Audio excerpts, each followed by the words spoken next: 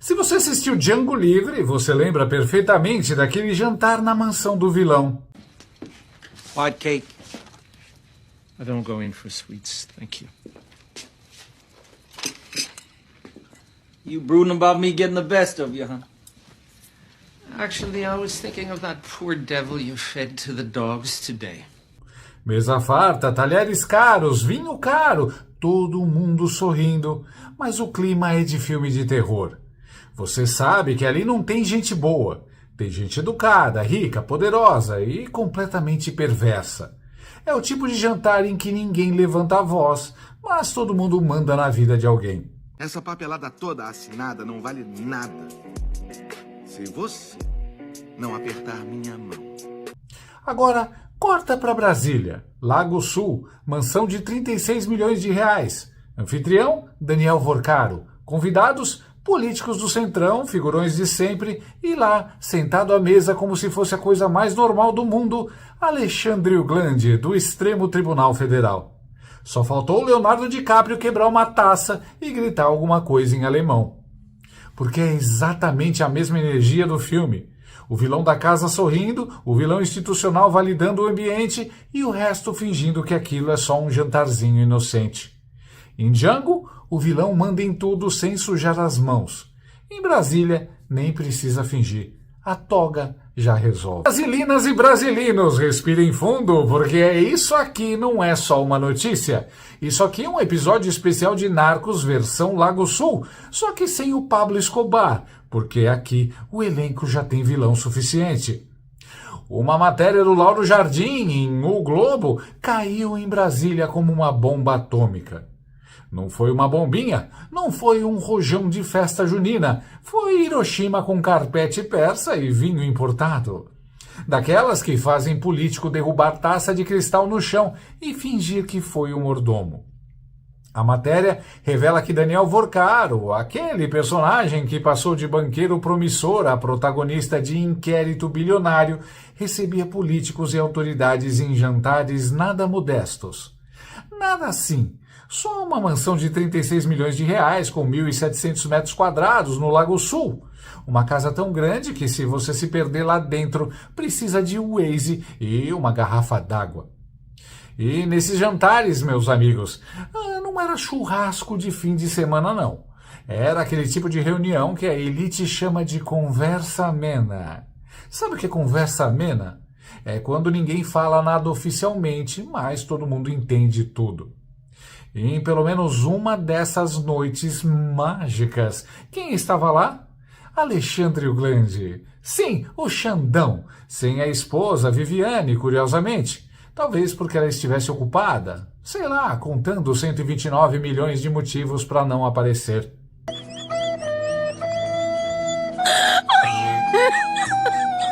Esse jantar aconteceu no último trimestre do ano passado, quando já estava em vigor o contrato de 129 milhões de reais entre o Banco Master e o escritório da esposa do ministro. Coincidência?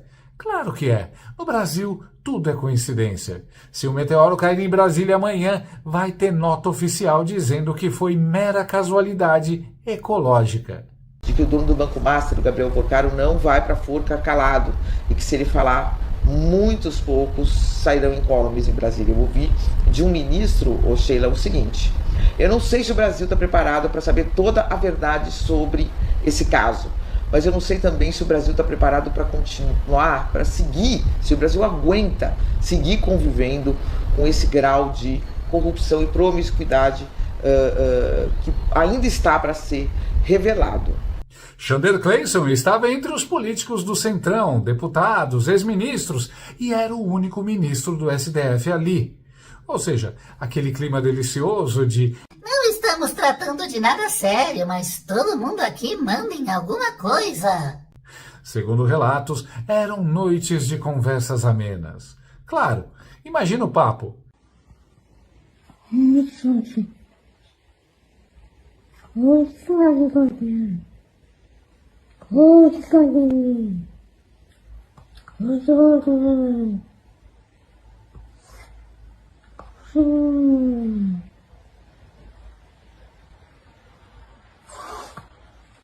Nem precisa discutir. se falaram do Banco Master ou não. Até porque, se fossem falar disso, iam escolher um lugar mais discreto, né? Tipo o gabinete, ou uma ligação telefônica, ou 6 ligações no mesmo dia. Coisa fina.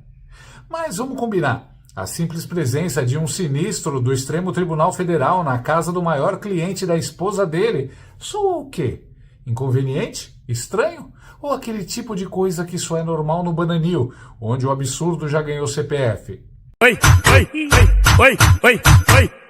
ô maravilha!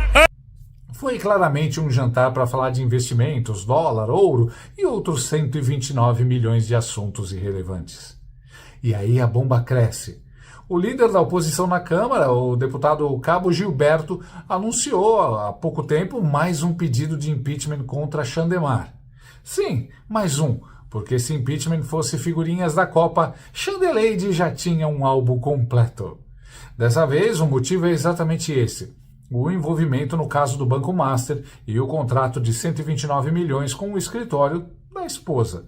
Os fatos que trouxeram a liderança da oposição nesse momento de recesso parlamentar, que suspendemos, não é o Congresso que suspendeu, é a oposição que suspendeu momentaneamente para estarmos aqui apresentando, já informei aí, já dei o processo de impeachment contra o ministro Moraes pelas gravíssimas acusações com relação ao Banco Master. A denúncia é assinada por mais de 100 parlamentares da oposição. Não é um maluco sozinho no Twitter. É gente suficiente para lotar um avião, coisa rara hoje em dia. O pedido aponta crime de responsabilidade. E não é aquele crime abstrato, filosófico, tipo o atentado à democracia imaginária. É coisa concreta. Intervenção junto ao presidente do Banco Central, Gabriel Galípolo, para favorecer um banco privado sob investigação por fraudes bilionárias. Segundo reportagens, Chandler Clayson manteve pelo menos 4 contatos diretos com o comando do Banco Central. 4. Fora os que ninguém sabe. Tudo isso para tratar da situação do Master e de uma tentativa de venda de ativos ao BRB. Ou seja, o sinistro do Supremo Tribunal Federal virou uma espécie de consultor informal de banco quebrado. Um banco masterclass em lobby. O documento diz com todas as letras que houve pressão direta e reiterada sobre uma autoridade administrativa autônoma. Traduzindo, saiu do papel de juiz e entrou no papel de despachante de interesses privados. E ainda tem o conflito de interesses. O contrato da esposa previa atuação junto a órgãos diretamente relacionados ao caso. Banco Central, Receita, CAD, Congresso. Era praticamente um pacote completo. Advocacia premium mais influência institucional. Cabo Gilberto resumiu bem. Essa questão do Master abalou a República. Carlos Jordi foi ainda mais direto. Em qualquer país sério, o ministro já estaria afastado. Se qualquer pessoa no país, tivesse um contrato de 129 milhões de reais com um banco fraudulento que deu um calote de 12 bilhões de reais, se essa pessoa advogasse para esse banco, com certeza essa pessoa já estaria com busca e apreensão, já estaria com sigilos quebrados, já estaria em inquéritos, mas como nós estamos vivendo o tempo da ditadura do judiciário, em que essa é a esposa de um ministro do Supremo Tribunal Federal, nada acontece. Em qualquer país sério. Mas calma, Jordi, você está no Bananil? Aqui o roteiro é outro. Aqui o vilão não cai no terceiro ato. Aqui ele ganha poder extra. Marcel Van Hatten falou em preservar a credibilidade das instituições. Fofo, quase comovente. Dá vontade de colocar uma trilha triste de fundo e uma lágrima escorrendo em câmera lenta. Segunda-feira, 29 de dezembro de 2025, desembarcando aqui em Brasília para protocolar o pedido de impeachment de Alexandre de Moraes, em razão de tudo isso que tem saído agora na imprensa relacionando a sua esposa ao escândalo do Banco Master. Porque aí vem a parte boa, ou melhor, a parte grotesca. A Procuradoria-Geral da República, comandada pelo sósia do Cocada, Paulo Gonet, aquele que funciona como um boneco de ventríloco institucional. Você acha? decidiu arquivar o pedido de investigação. Arquivar. Nada para ver aqui. Circulando, pessoal.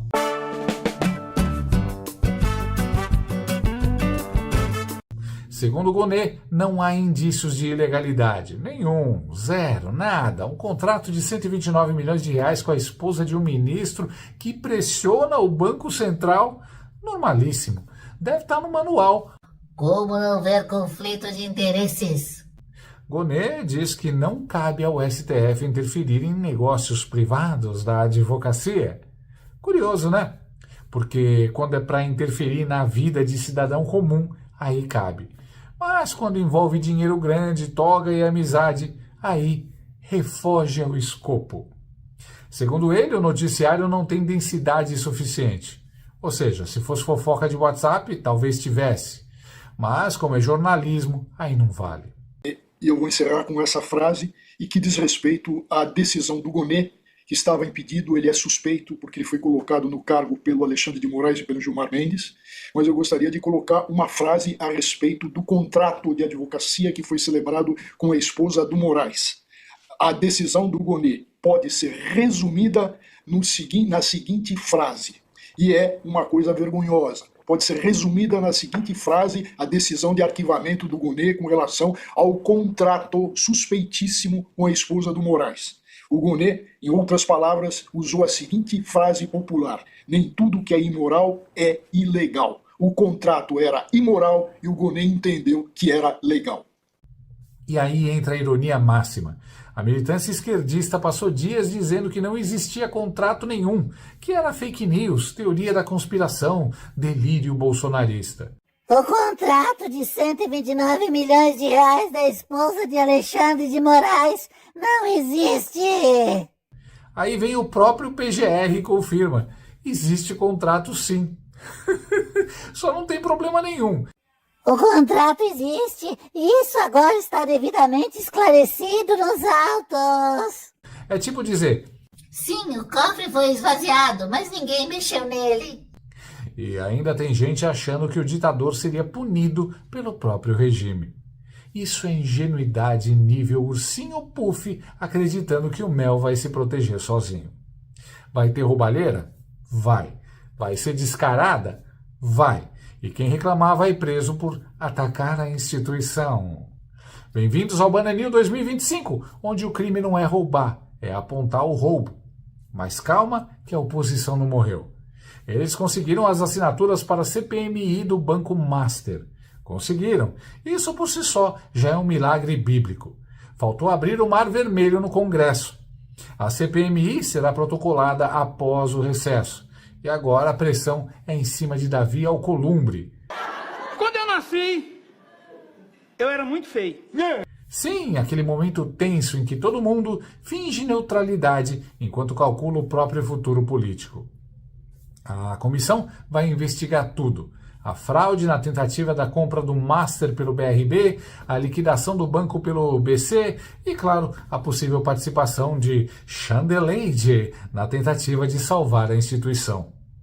E sim, o contrato da esposa entra no pacote. 129 milhões em 3 anos, um salário modesto, quase um auxílio creche institucional. Carlos Jordi já avisou, quer a mulher de Xandão depondo na comissão. Pessoal, temos 197 assinaturas para a CPMI do Banco Master.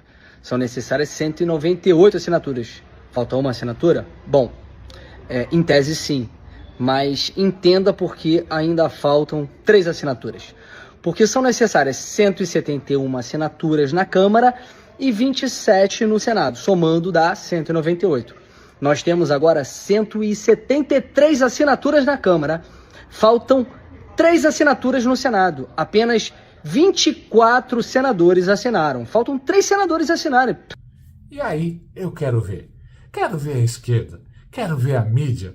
Quero ver os paladinos da democracia seletiva explicando por que isso tudo é normal, técnico, institucional e absolutamente republicano.